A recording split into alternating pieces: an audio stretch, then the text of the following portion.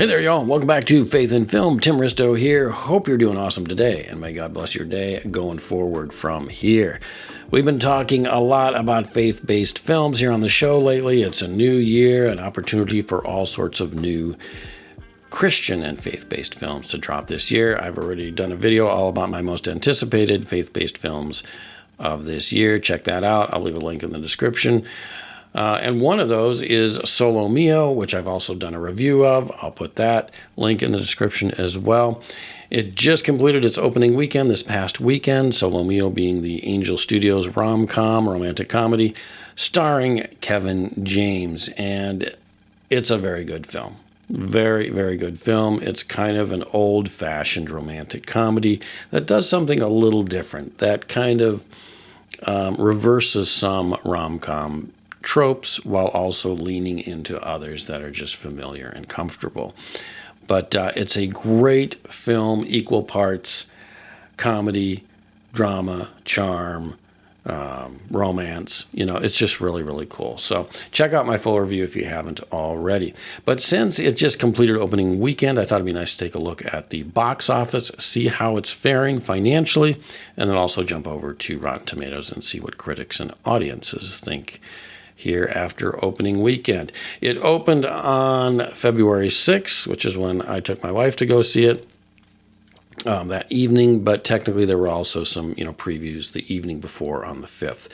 So the numbers we have today cover from that evening of the 5th through to Sunday the 8th. So let's hop on over to thenumbers.com and see how the movie's faring at the box office. Solo Mio, domestic box office, which is all there is. It's not international, at least as yet. I don't know if it will go international.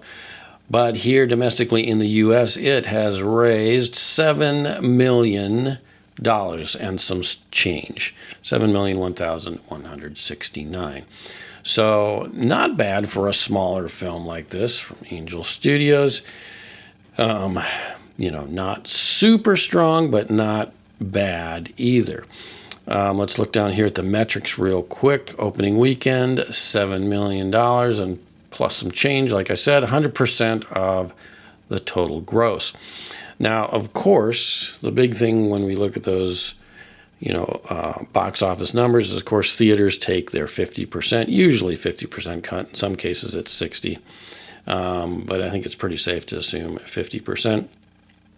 So technically, the film has only made $3.5 million once they share the other half of that box office take with the theater chains that distribute the films, of course, or show the films. So $3.5 million, you could say, is it's honestly what it's made. And then if we look down here at the production budget, which is always interesting to me because sometimes here they'll report that number and you can get a better sense of how it is truly faring. And sometimes they don't. But here in this case of Solo Mio, they do, and it's listed here as $4 million, which is a very reasonable amount. I mean, the film is shot well. It was shot in Italy. There may have been some savings there of shooting overseas in Italy. I don't know. You've got Kevin James starring in it. You've got Kim Coates. You've got Jonathan Rumi. So you have some bigger names that are on the budget, too, that have to be paid. Don't know what their salaries were, but obviously they were reasonable in order to come away with a $4 million budget. This isn't a Marvel movie or anything like that. But it says here in parentheses, worldwide box office is 1.8 times the production budget. So again, if you looked at that $4 million and looked at the opening week and said, oh, it's made $7 million and it only cost $4 million, it's already made $3 million, past its production costs. But you also have to figure in the fact that it probably cost some money for the marketing.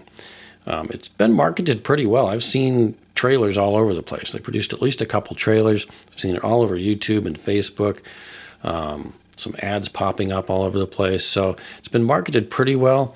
I don't know that I'd say it was, like $1 million worth of marketing. Probably not. It's always hard to say. They don't report that usually in most cases. I'll dig around, see if I can see a number for that. But I'd say just to be safe, $500,000. Let's say $500,000 for marketing. So $4.5 million to make the film and then to to market it, would just be my guess. I mean, the production budget's listed, but as far as marketing, I'm just going to say $500,000. So you subtract that from the $7 million, or really from the $3.5 million, because that's their take of the box office after they've shared it with theaters. And you're actually not in profit range yet after opening weekend. So, but there's still all of this week leading up to next weekend, which is really the big weekend this film is aiming for, Valentine's Day weekend, where a lot of people will probably go to, a lot of couples in particular will go to the movies and probably are going to pick to see a romantic film as at least one of the more popular choices for that weekend, and even throughout this week leading up to that. So I think next weekend will be the weekend really to watch in terms of numbers, because that will be the one. That's the one they're aiming for. And they open, of course, the film opens the weekend before, in order to kind of get word of mouth going on the film. And word of mouth is strong. We'll look at that in a minute.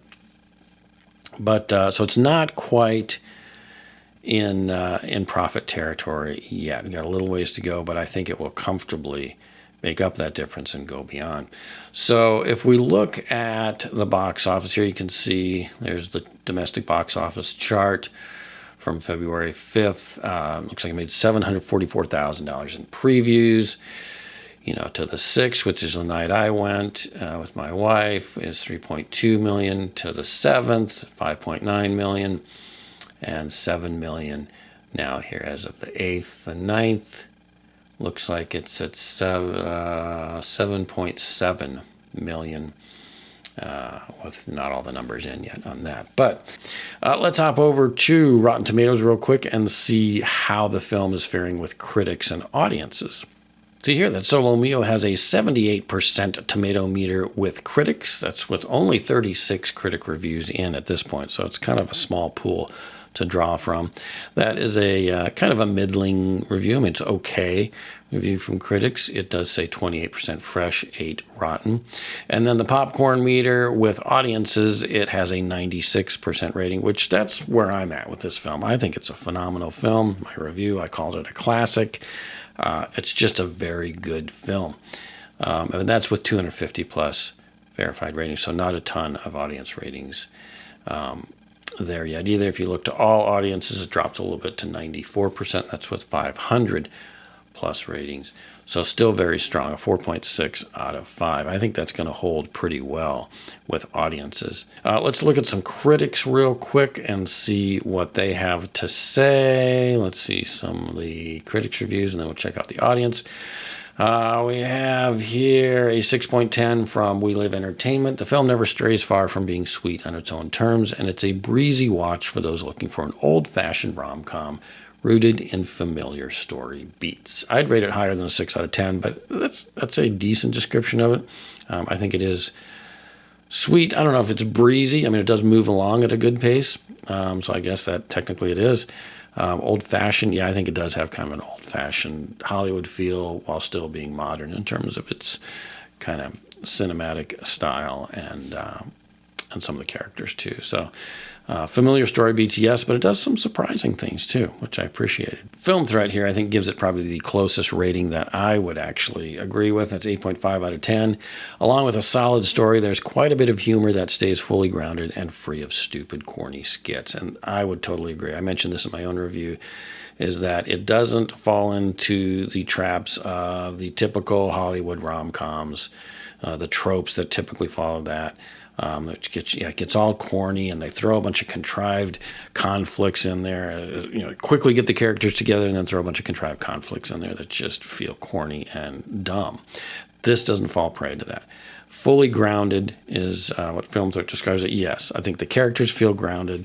The relationships develop pretty naturally for the most part. And yeah, there's quite a bit of humor in there, with Kevin James's humor being dialed back a bit, which I think works well. I think it's a better balance in this film in particular for him and his style of humor, because he's the guy, he's the jilted groom, right? So he's the one that's, processing a lot of stuff and going through all this. So he shouldn't be all happy right away. He's trying to get past a traumatic emotional experience in his life. So I think the humor is definitely there. It's not a dark, depressing film, but it is balanced really well with all the other genre elements, from romance to comedy to, charm and drama. Here's a more negative one, 2 out of 5. Sorry, no, yep, I couldn't suspend disbelief enough to buy into 2 middle-aged folks. 1, taking a too expensive destination wedding to Rome, and 2, Kevin James's Matt being left at the altar and then immediately hooking up with another. Sentimental hogwash. I disagree. That's a pretty harsh take on it. The expensive destination wedding, I don't know. They don't really attempt to explain that, how a couple of teachers go on it, but who cares? It's a rom-com. And then Kevin James Matt being like, and then immediately hooking up with another. No, he doesn't. That's part of the whole thing, is it plays out really well over this span of time, over the span of the honeymoon package, however long that is, a week or whatever. I don't really know exactly how much time takes place. I'd have to watch the film again, see if they make mention of that. But it isn't. It's to the credit of the way the story plays out and the characters deal with one another, and the way Kevin James is in more of this kind of funk. He has to slowly work his way out of processing what happened to him. The relationship just doesn't develop immediately. It doesn't just hook up right away. It really begins as more of just kind of an acquaintance and friendship, and develops and kind of goes back and forth a little bit. So it's not that. I think that's a real poor assessment of the film. He needs to go watch it again. HollywoodandToto.com says Kevin James proves endearingly blue as groom abandoned at the altar. And again, that's to the point that Kevin James plays this so well. He isn't just his broad comedic, isn't his broad comedy on display the whole time. In fact, it's not. He's more of that blue groom throughout the movie, trying to process what's happening to move on, so that when the ending comes, you're feeling much more. It's very believable because you've followed him on this journey to get there. Here's one more. Movie Web 3.5 out of 5. Kevin James and a fantastic supporting cast will leave audiences smiling in the charming Solo Mio. Getting over heartbreak isn't easy. Solo Mio wraps that pain in a comedic bow and reminds us that every dark cloud has a silver lining. It's kind of a sweet way of saying it. All right, so there's a bunch there, both kind of, from both sides. Let's go take a look at audiences. What are audiences saying? Maggie says, fun, movie, entertaining, beautiful scenery. It was a pleasant and relaxing afternoon. Wow, fun, movie, entertaining, beautiful. Okay, fun movie, entertaining, beautiful scenery. Beautiful scenery. It was a pleasant and relaxing afternoon. Okay, that's fair.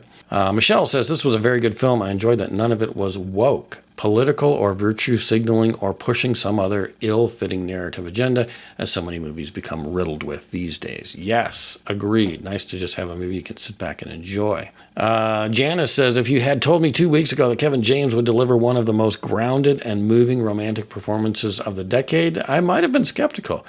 But Solo Mio proves he is so much more than a comedic actor. I agree. I think his performance is very good. Now, Nicole Gramato, who plays his new love interest in the film, is the highlight for me. She's fantastic. She's really good. She's an Italian actress who's been in acting since the 90s, but she really needs to get into more films. So this might help her to break out in new ways, or at least into America cinema a little bit more. Great date night movie, says John. We both laughed several times and were touched by a few key points in the movie. Mike says, best love story I went to. Kevin James is great. I enjoyed Allison Hannigan a lot too. Yeah, she's very good as one of the wives. Upstate M says, not movie of the year, but definitely an enjoyable film. Kevin James is great in this role. The movie is funny and heartwarming. The scenery is beautiful. Agreed. See if anybody comments here about Nicole Gramato, because I just think she was so good. Here we go. Lola, a lighthearted rom-com with a fun storyline and twist at the end. I mentioned that in my review. There's actually a couple twists if you think about it. Loved Kevin James and Nicole Gramato's chemistry in this show. Overall, a great cast with a lot of laughter, tears, and warm-hearted moments. Again, what else do you go to the movies for? This is it right here. This is great stuff. You want a heartwarming, fun, enjoyable film filled with fun characters and an interesting story. Audience is obviously clearly enjoying the film. I think it's just a Great piece, a lot of fun, enjoyable time with the movies. It is what you go to the movies for, to be entertained, not to be lectured to or anything like that. I think that's what some of the critics who are against it are used to, more lecture-oriented films. This isn't that. Just go and have a good time. Enjoy it. Enjoy the cast, enjoy the characters, enjoy the setting, enjoy the cinematography, enjoy the music. It's just a fun film. It's got its dramatic moments, but they just don't overpower the comedy and the charm and the fun of the movie. So anyway, just thought we'd take a look at all this. It seems like it's off to a good start with audiences. It's off to a great start with critics. It's off to an okay start. And financially speaking, it's off to a decent start. So we'll check in again after next weekend and see if the film does really well for Valentine's. Anyway, that's all I got for today, y'all. Feel free to let me know if you've seen Solo Mio already, what you think of the film. Let me know in the comments down below. Otherwise, go out and have a great day, y'all. God bless. And remember, above all else, stay in God's Word. Blessings, y'all. Have a great one. See you next time.